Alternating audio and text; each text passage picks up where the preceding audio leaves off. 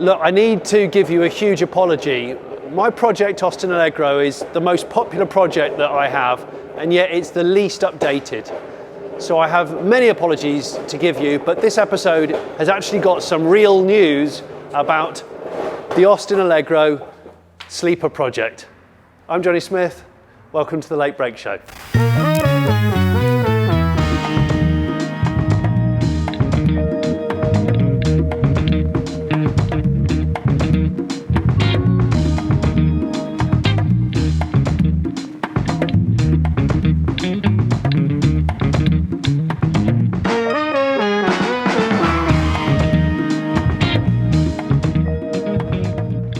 So yes, I know this project has been ongoing for years, and it's ridiculous how little progress seems to happen with it. But about 4 weeks ago, I came here to FabCo and had a really frank discussion with a chap called Adam who runs it, and he's there in the car. He's been in there for weeks. And it was all centered around the drivetrain. Do you, he said, really want to keep this V6 engine, the engine that I always wanted to put in this car, the Rover 827, C27A, the Honda Legend motor? And it was always going to be a compromise. However, he said, look, this is the time to change your mind. We could package something way better, that had way more power, that's more versatile. Maybe now is the time to consider that. Are you sure? Okay, and here's what happened.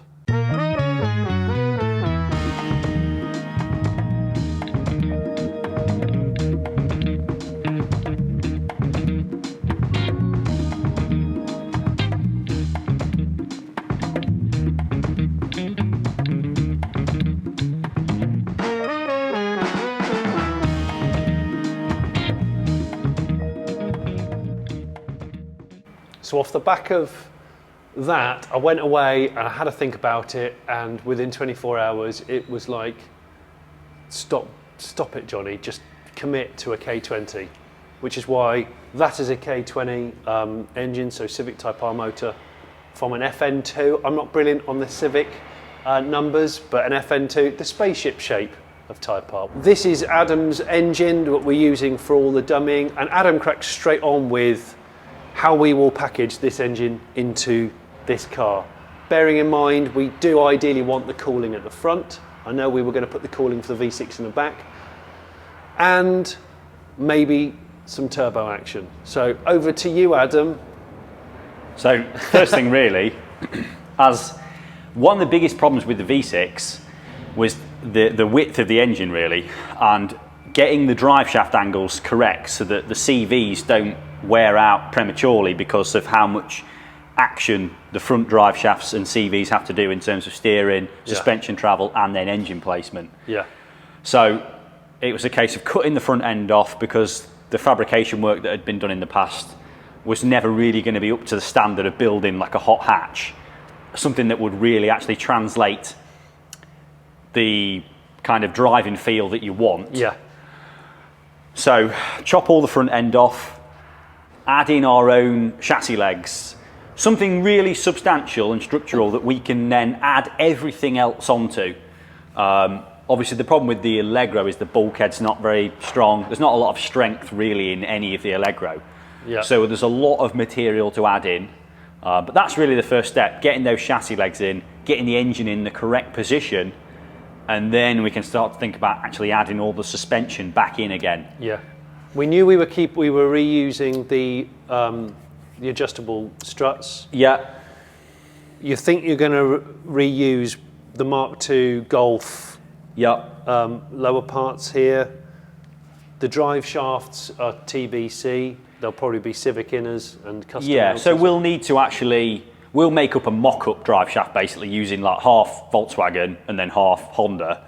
We'll kind of weld it together, get the correct length, check it's right, and then we'll actually get some machined from like a hardened steel, so they can cope with all the VTEC. With all the VTEC, yeah, exactly. Turbo VTEC. Yeah, and this is now 6-speed manual because of course it's the Civic Type R gearbox. But although this is a tall engine, you were saying, I didn't realise how tall the VTEC Type R motors are. You can tilt them if you want to, but the aftermarket for these as you already probably know, is absolutely huge. And the biggest problem with a C27 motor is I couldn't find any parts for it on the aftermarket. I had to order basic bearings and things from America because nobody in the UK has that engine anymore, it seems. So, and that put me on the back foot, coupled with the packaging, coupled with you saying even on a really good day with a mild turbo, that engine might make 250 horsepower, but it's fairly unknown how reliable that horsepower will be because nobody tunes it.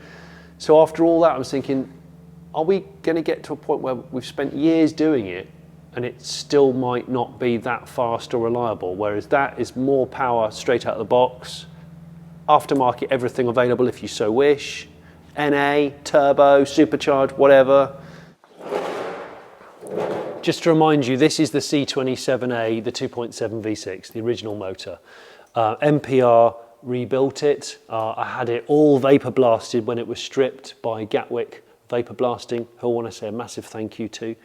We probably will be using them again for some K20 bits, but needless to say, this engine is built. I'm not just going to bin it, throw it away. This will be repurposed at some point for something else. Watch this space.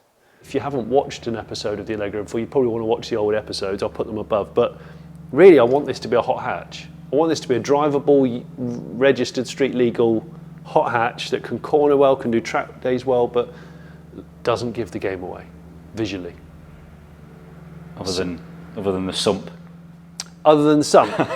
So you were saying, Adam, so you made a point of saying that all of this is still in the mock-up stage. This is not final. He was getting his Sharpie pen out, didn't you? You got your Sharpie pen out. Look, he's drawn edges on this to say, look, it won't be all jagged. It can be smoothed. It can be sculpted a little. Yeah, there's a lot of again, like in the initial stages, you're just trying to figure out if it's actually going to work. And the K20 is not necessarily the easiest. With the V6, I just kind of sat it on the sump and got it to the right height because it's a flat sump. The K20 doesn't really have a flat sump, especially when it's got the gearbox on it. No. So you kind of can't just plonk it on something. You need to mount it and get it level. So you're kind of just looking for like fail fast, fail cheap in terms of what's the quickest way of getting this engine hung in the car so that we know it'll work, and then we can go back and try and make it all look pretty and round off all the edges and drill some holes, make things look a bit more aesthetic in a way that we want it to. Yeah. Like the engine bay really is going to be the showpiece. Oh yeah, from here onwards, and underneath there is what will be the talking point of the Allegro. Everything else on the outside will be, not giving the game away as to what lies beneath. In fact, to that end, to talk about the clearance and the sort of like the challenge of it here. Lots of people on social media have got angry with me and said, but you've abandoned the original engine, so you're a traitor. And I do feel guilt, but I also want this car to actually be finished. And also kind of future-proof, because I'm not doing it up to make a bit of content and then selling it. This is to do it and actually live with it and hopefully bring it to some events and people get to see it and have fun with it. So I do want it to kind of be good for the future. They tune so well. It's obvious why people are using them. So I think it's perfect for this project. Let's offer that front end up. Can we do that? Yeah.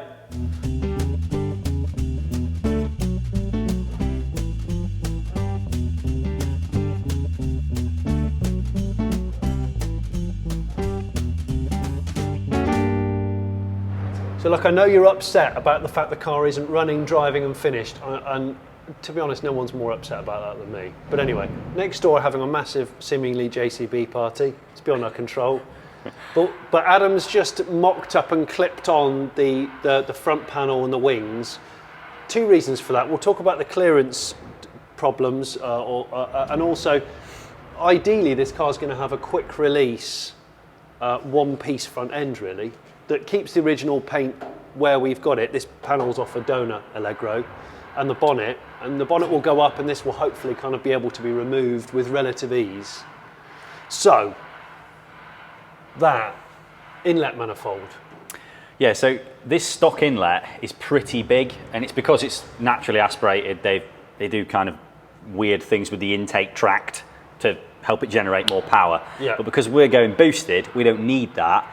We can have like a plenum type inlet which sit a lot higher up. We're also looking at doing an alternator relocation. Yeah. There's a kit for that you showed me, British made. Yeah. So the alternator was there? Yeah, just here behind the headlight.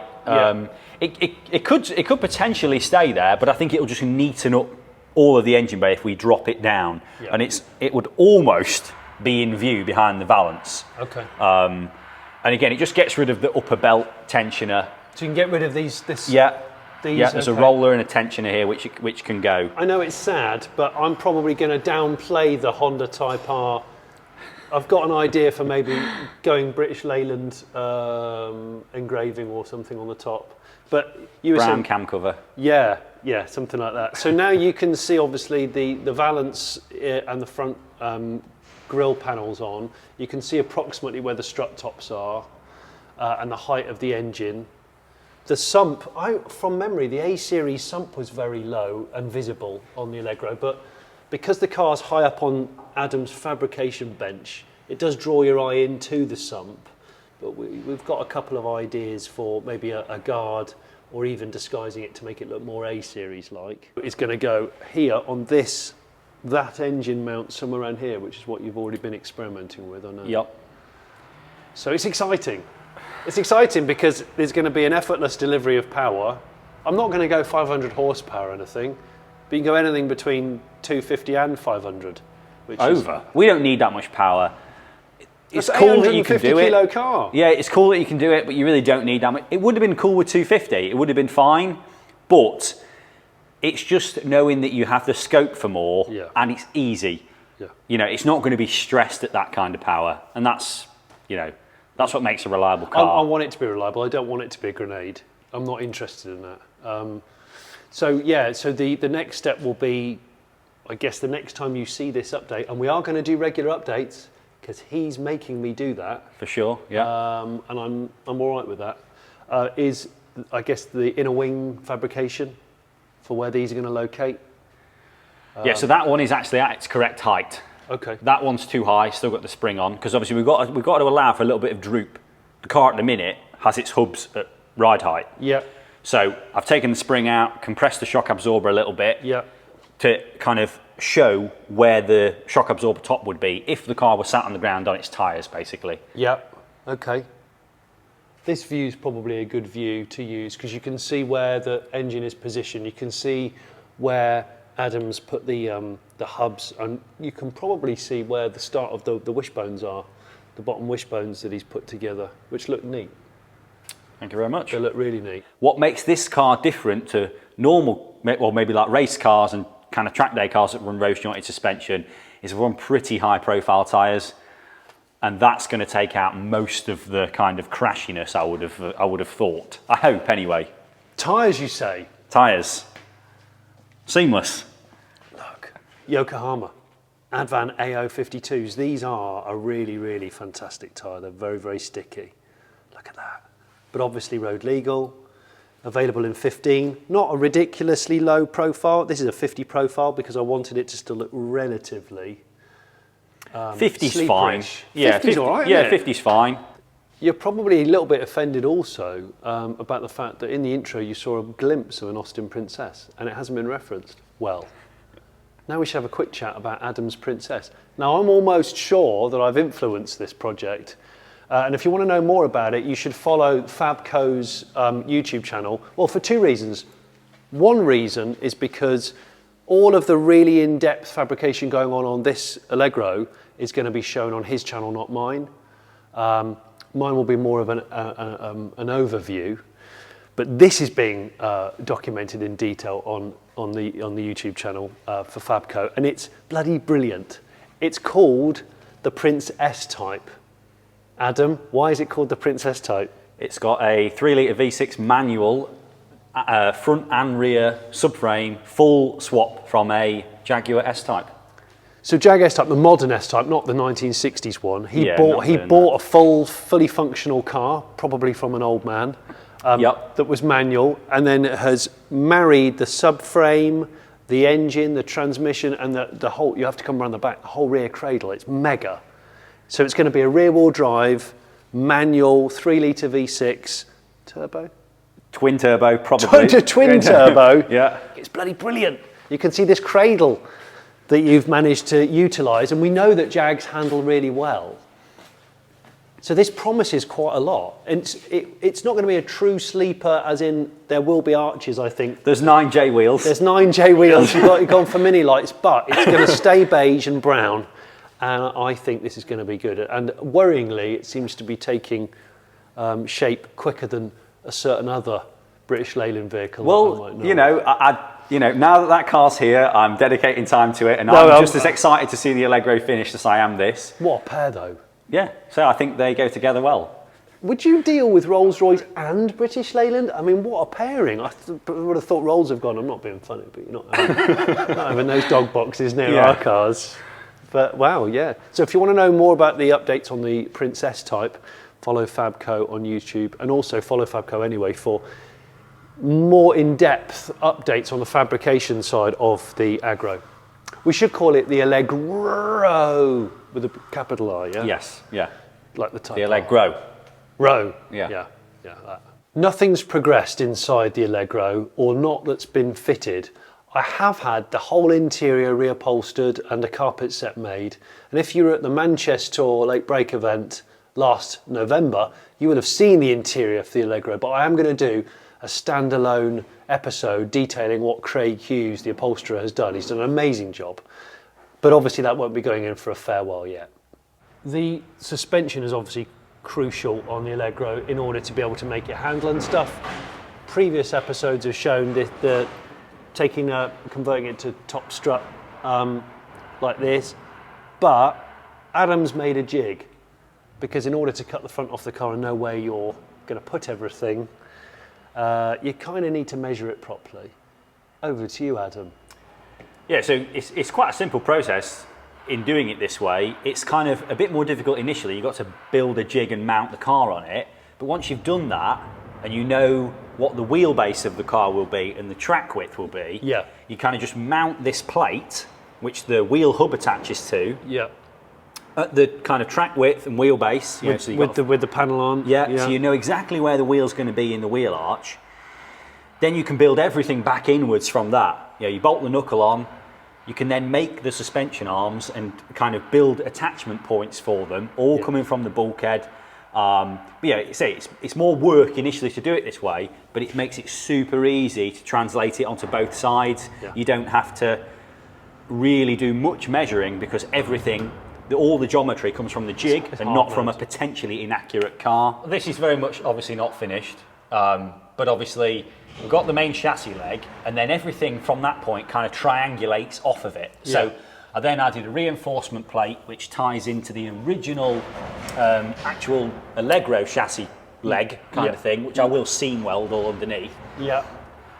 A reinforcement plate, and then a piece of box section comes off that, and that's where all the suspension arms mount off. And then we can reinforce that back up to the chassis legs, and it all starts to become really stiff, start to triangulate it all, and you don't have to worry about, is the Allegro going to be strong enough, because you're only really working with the steel that you've added. Beyond this, in future episodes, you'll see some bracing going into the car to tie it all together, so we don't get, we don't lose. Yeah, we can't just rely on the original Allegro bulkhead for all the strength. We've got to translate that back into the floor and throughout the full body. So yeah, this bit really interests me, because the torsional rigidity of it, and then when you eventually get to the back of the car and the back suspension, again, there'll be some bracing. There is still work to do at the front though. There's still one pretty critical calculation that I haven't done yet, and that is going to be the ackermann. So that's when the steering angle is inputted, that's how much each wheel follows on either side. Right, You don't want them turning the same radius. No. Because obviously the inside wheel is turning a much tighter circle than the outside wheel. That's right. So to get that right, based on what is the new ride height of the car, because obviously we're on different size wheels, new ride height, it's going to be lower than kind of an original Allegro. We're probably going to have to change the height of the steering rack. It will be lower. Yeah, because the height of the steering rack affects the ackermann. I hope you're not too upset about the lack of Allegro progress. On the other hand, there's been some solid new stuff that's happening, and I promise there's going to be some regular updates on this car, and I absolutely promise, don't laugh, that's going to happen. So thanks for watching this episode. Thanks to FabCo for cracking on with that.